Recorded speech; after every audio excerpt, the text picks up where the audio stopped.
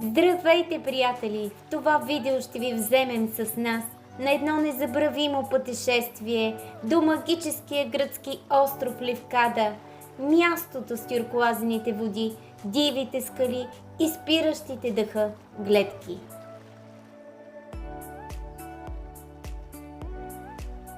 Тръгнахме от Пловдив на 2 май след обяд. Заредени с настроение и вълнение за предстоящите километри, преминахме през граничния пункт Илинден и навлязохме в Гърция, където първата ни спирка беше красивото крайбрежно градче Ставрос.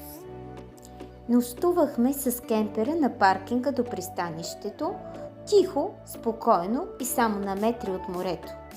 Рано сутринта поехме към желаната дестинация, отново заредени с добро настроение.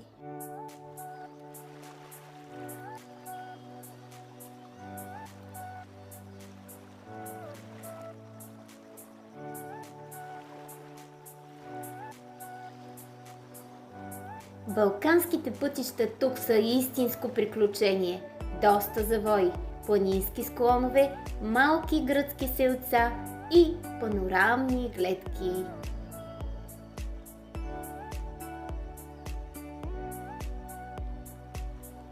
С кемпера усещането е различно. Движи се по-бавно, наслаждава се на всеки километър и оставаш пътя да те води.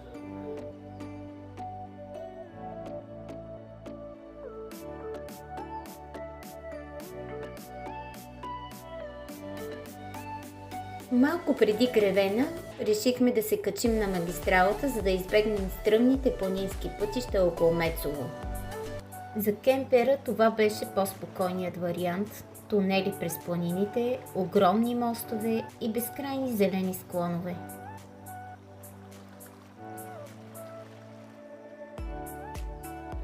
След Йоанина слязохме от магистралата и поехме към Превеза.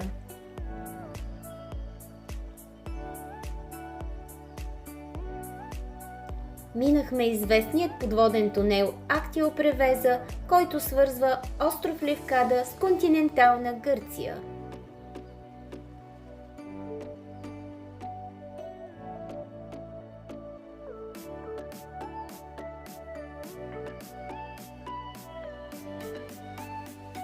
Още с приближаването към морето атмосферата се промени, въздухът стана по-топъл, усещаше се магията на Йонийско море.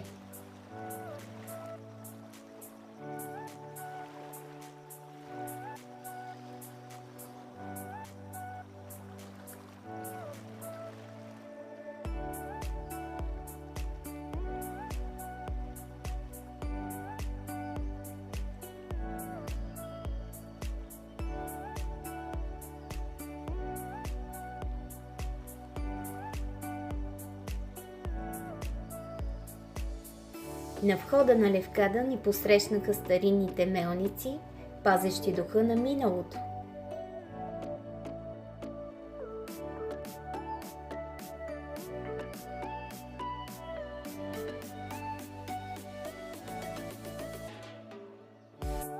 Пътят ни мина по източната част на острова през Лигия, Перигиали, Нидри и Василики. Красиви морски градчета с кристално чиста вода и малки пристанища.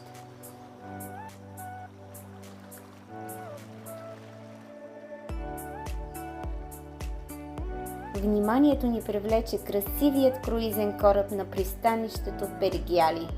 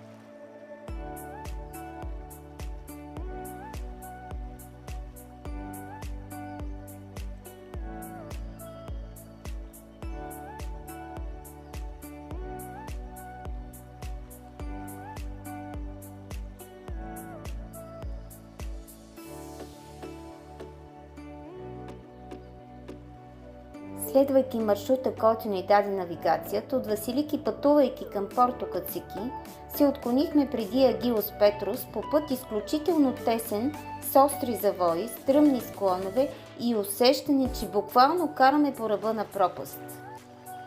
На моменти беше доста напрегнато, особено с голям кемпер като нашия дълъг 7 метра.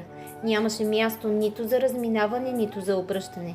Веднъж тръгнеш ли по този път, трябва да го минеш до край. Няма връщане назад. Толкова страшно беше, че дори не снимах. Имах чувството, че съм на ръба на бездна. Макар и трудно, успяхме да стигнем до Порто Кацики. А гледката там определено си заслужаваше всяка минута напрежение. Още преди да слезем към самият плаж, гледките буквално ни оставяха без думи. Високите бели скали, контраста с тюркоазената вода и безкрайното Йонийско море създаваха усещане, сякаш си попаднал на място от картичка.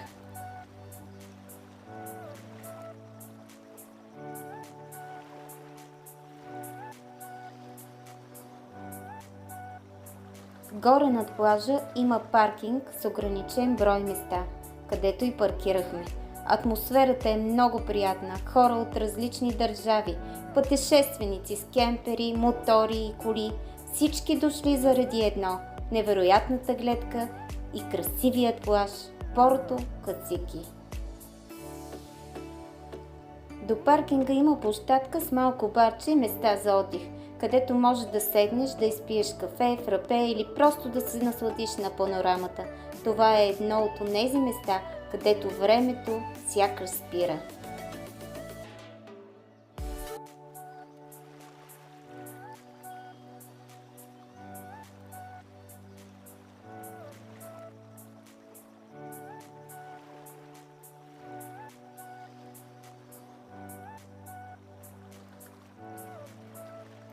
Под площадката има стъпала към плажа, стръмни, но напълно заслужаващи всяка една крачка. Слизайки по тях към плажа, морето става все по-синьо, а шумът на вълните е все по-въздействащ.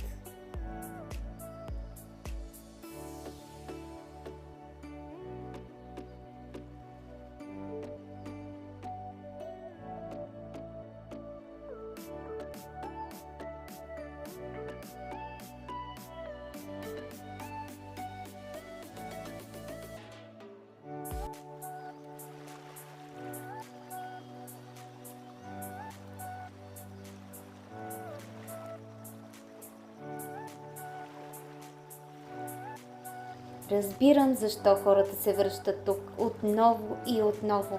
Тази кристално чиста вода, тези огромни бели скали и усещане за свобода, която трудно може да се опише с думи. Това е един от онези моменти, които не просто виждаш, а истински преживяваш.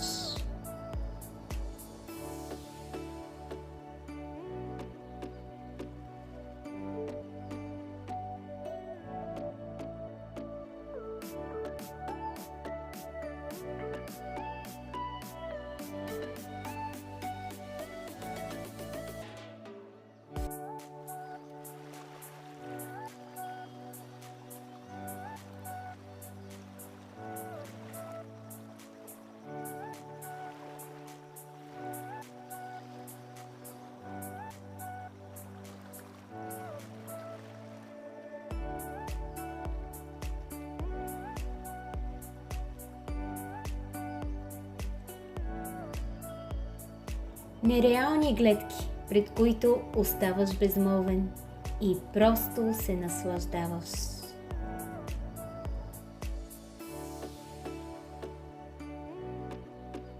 Колкото и трудно да беше да си тръгнем от магията на Порто Кацики, ново приключение ни зовеше. Парга, една от онези дестинации, за които сме мечтали дълго и които се оказаха още по-красиви на живо. Следвайте ни, за да видите.